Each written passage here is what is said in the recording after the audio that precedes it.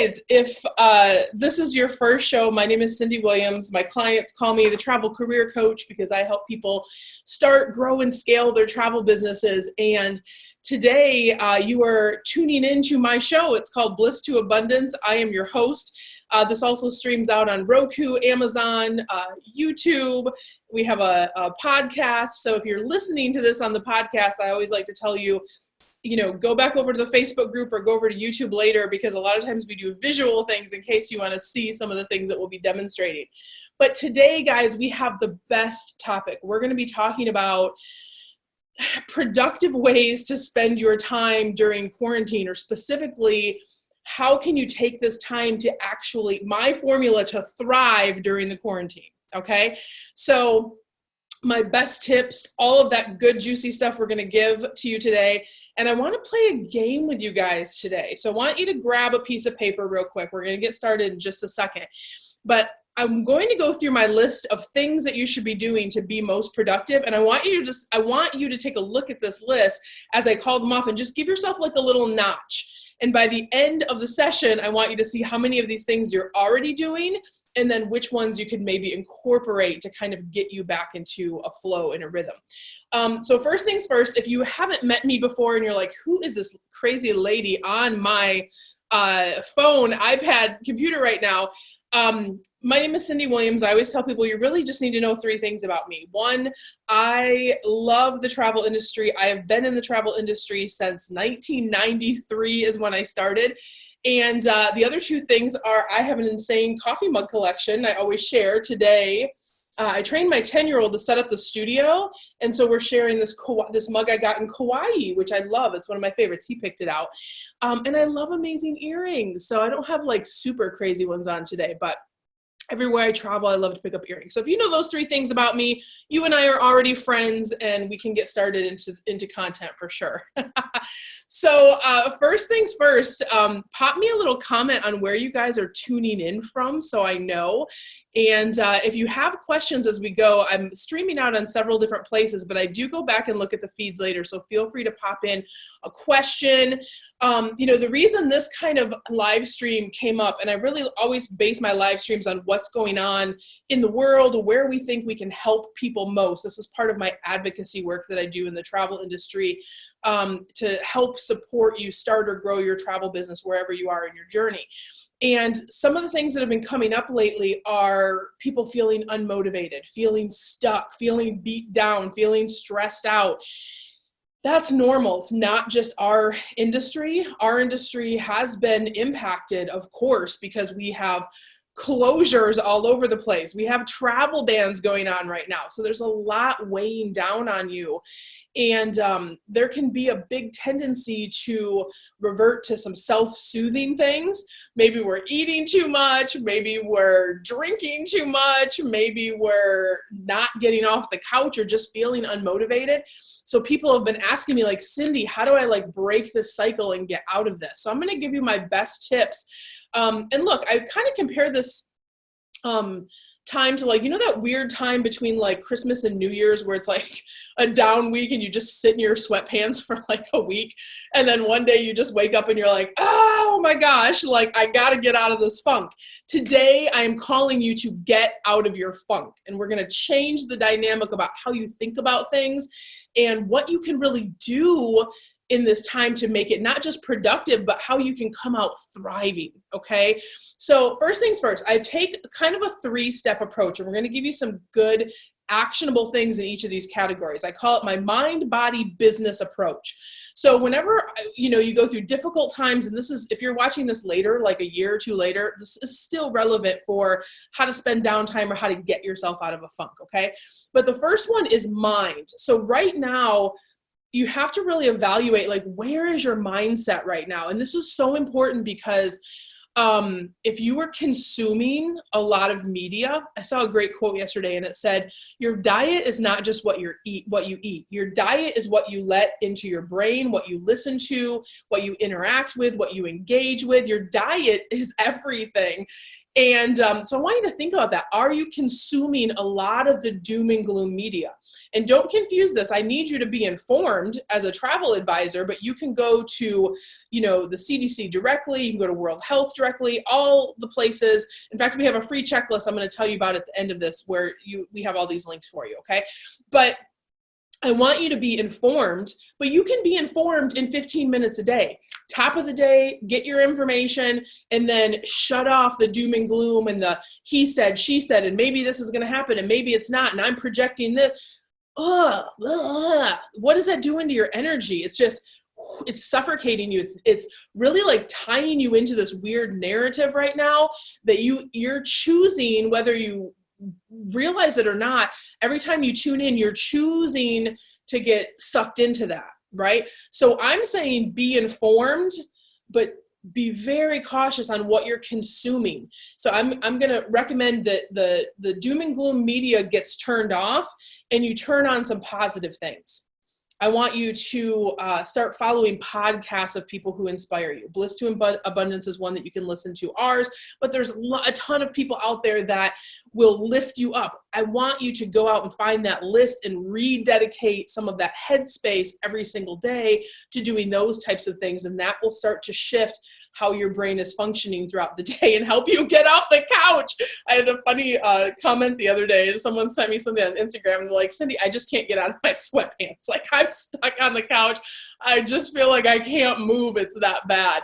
So I want to, encourage you, like we have to figure out how to shift that energy and mindset as one. So that's number one. Are you consuming too much media? If you're doing a good job of not doing that, I want to give yourself that credit and give yourself a check mark. If you know you're watching too much doom and gloom, you don't get a check mark. Number two, do you have a daily gratitude practice in place? And guys, this is part of those tools that you can use to shift your mindset. So this is still under the mindset category, but every day, this is something that I do regardless of if times are good, if times are bad, if I'm working on a big project, if I'm not. Every day before I turn my phone on, before I open up my computer, I take just 10, 15 minutes with a gratitude practice. And I write down, what are 3 things that I am grateful for? What are 3 things I want to have happen today? How am I intending to spend my day, right? So taking that few minutes in the beginning of the day to set your intention and to be grateful. And you might say, well, Cyndi, what can I possibly be grateful for right now? So some things on my recent list have been, I'm grateful that I have extra time with Corin to teach him more about running his YouTube channel. I'm grateful for the extra walks that we're taking with the dogs. I'm grateful I have some time to cook and explore these recipes I've always wanted to do, but have never had time. I'm grateful to have extra time to work on project work. I'm grateful for my family that they're healthy. I'm grateful that we have a nice place to be quarantined in, right? So whatever those things are, if you have breath in your lungs and remember grounding your feelings in starting where you're grateful will start to shift your perception and allow you to get out of that weird funk. So I want you to have a gratitude practice every single day. And if you are really struggling, if you are really having a hard time, I need you to do it like 2 or 3 times a day. If it takes that to get you snapped back into a place where you're at least feeling okay, right? Feeling okay is the first place, and then the next place is feeling great, and then you can get into action with other things. So do you have a gratitude practice? And be honest, maybe you have one, but haven't used it in a while. Give yourself a check. Since the quarantine has started in your area, if you've been doing it every day religiously, give yourself credit for that. If not, then it goes on that list of things that you need to work on that will help you kind of get out of the sweatpants on the couch, right? And the last one under the mindset category is, how are you perceiving what's going on in the travel industry? And so what I mean by that is, what lens are you looking at it through?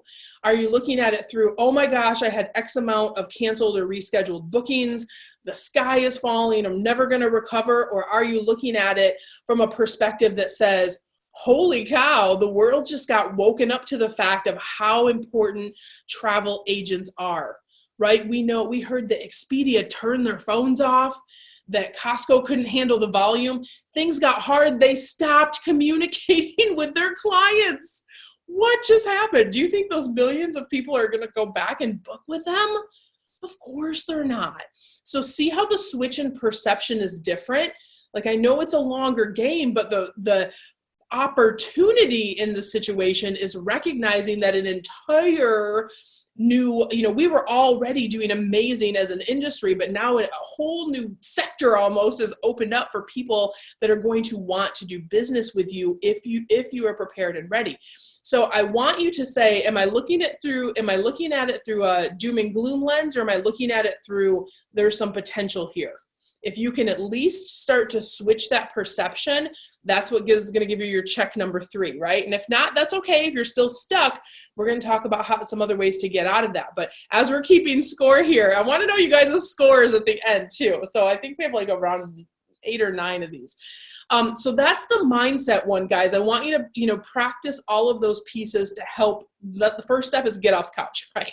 Get out of the sweatpants. Like, maybe put some makeup on today if you're a makeup person, or throw some jewelry on. Like, what's going to make you feel, getting out of that system or that mindset. So improving the mindset's number 1 of the formula. Number 2 of the formula is about your body, and specifically, are you moving it, right? Like, are you getting off the couch? What can you do to get back into a place? And listen, I am not like an exercise queen. No one will put that title on me. You will not find any bikini pictures of me on Instagram, and, no judgment for people who have those. If you got it, A+, flaunt it, good for you. But I do know the value of making sure that I am guarding, protecting, and honoring the energy that needs to happen on a daily basis for me to do my job, for me to show up as a good mom and wife in my family, and for me to show up for my clients, who my job is to help them start, grow, and build their travel businesses. That requires a certain amount of energy, clarity, focus. It is my job to be on point. So right now, whether you're home from a job or you're, wherever you are in your journey, understand just moving your body like 30 minutes a day. I'm not saying that I'm asking you to do burpees or run sprints. I just take a walk with the dogs a couple times a day, right? Just that act of getting out into the open air, getting my body moving, it starts to shift your perception, and it helps give you more clarity. And that is so important. Getting that clarity and allowing that vibrational shift in your energy level is what you have to do that first before you can get into action, right? If you just try to go, oh, I have these 10 things to do today, and but I'm feeling crappy. Are you really going to be doing them to the best of your ability or get the best of results from whatever you're doing? No. So number 1 under body, or number 4, if you're going along with the checklist, is, are you moving 30 minutes a day with a, getting out of your space, walk, and trying to just kind of disconnect to reconnect time? So that's number 4. So give yourself a check mark if you're doing it. If not, that's an area you can work on. This next one might seem really simple, but you would be surprised how many people aren't doing it. And it's vitamins and water. Are you taking vitamins and drinking water? And it seems so simple, oh, of course you should do that. But how many of you are checking it down that you're doing it right now? Consistently, every day, do you take your vitamins? Consistently, every day, are you drinking 6 to 8 glasses of water? Doing that will help you so tremendously as you move forward. And the act of care for yourself, in the act of caring for yourself, there's something to be said for that. I bet your kids get their vitamins every day, but are you getting your vitamins every day? So check on that, yes or no, if you're doing that.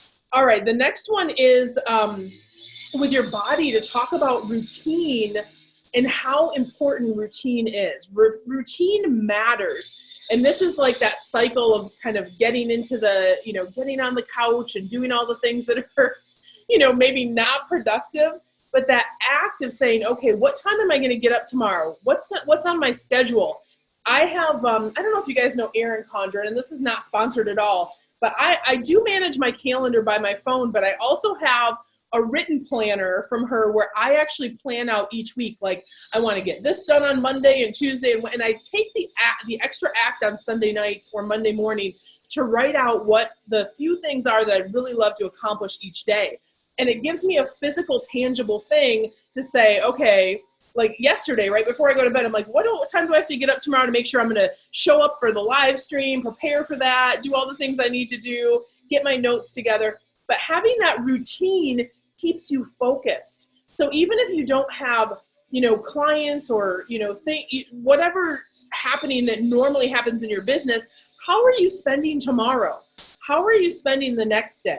What schedule are you putting yourself on, right? So don't underestimate that. That's number 3. Do you have a schedule or a routine for yourself? And if not, that could be an area that can really help you get back and get focused. All right, so if we've done the mindset things and you're taking care of your body, you're caring for yourself again, now you're in a place where you can talk about business, right? You can't go from couch to like changing the world in your business. You have to do those steps in between. So, but now that you're feeling a little bit better, you've shifted your energy, you're in this place where you're like, okay, how can I spend this time most productively? And the first thing I want you to think about is this extra time that you have. And I've been saying this all week in every show that I've done, every panel I've been invited to. Time is always a gift. Even if it's in this shitty package right now, time is always a gift. So many times people say, oh, Cyndi, I don't have time to work on that project, or I don't have time to start my travel business, or I don't have time to grow my travel business. I don't have time to do all these things that I know would make my business more successful.